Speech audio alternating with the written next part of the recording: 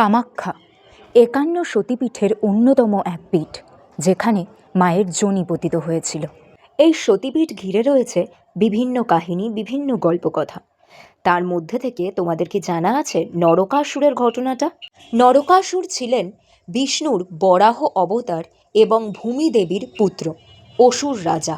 কামাখ্যা দেবীর সৌন্দর্যে মুগ্ধ হয়ে কামাখ্যা দেবীকে বিবাহের প্রস্তাব দেয় নরকাসুর। দেবী শর্ত দেন, নরকাসুরকে নীলাচল পাহাড়ের নিচের অংশ থেকে মন্দিরের চূড়া পর্যন্ত এক রাতের মধ্যে একটি সিঁড়ি তৈরি করতে হবে। নরকাসুর রাত শেষ হয়ে যাওয়ার আগেই সিঁড়ি তৈরি করতে প্রায় সফল হয়ে যায়।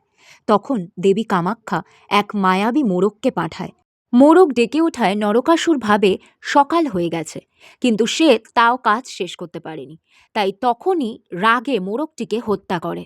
দেবী ক্ষুব্ধ হয়ে নরকাসুরকে প্রত্যাখ্যান করে। এরপর নরকাসুর দেবীকে বলপূর্বক পাওয়ার চেষ্টা করে। দেবী বিষ্ণুর পাশে দাঁড়িয়ে নিজের শক্তি প্রকাশ করেন এবং বিষ্ণু পরে তাকে সুদর্শন চক্র দিয়ে হত্যা করেন। মৃত্যুর আগে নরকাসুর বর প্রার্থনা করে যেন তার মৃত্যু দিনটিকে একটি উৎসবের দিন হিসেবে পালন করা হয়, আর তারপর থেকেই নারক চতুর্দশী দীপাবলির আগের দিন পালন করা হয়। মা কামাখ্যার আশীর্বাদে তোমরা সকলে ভালো থেকো। চ্যানেলটা ভালো লাগলে অবশ্যই সাবস্ক্রাইব করো, লাইক কমেন্ট করতে ভুলো না।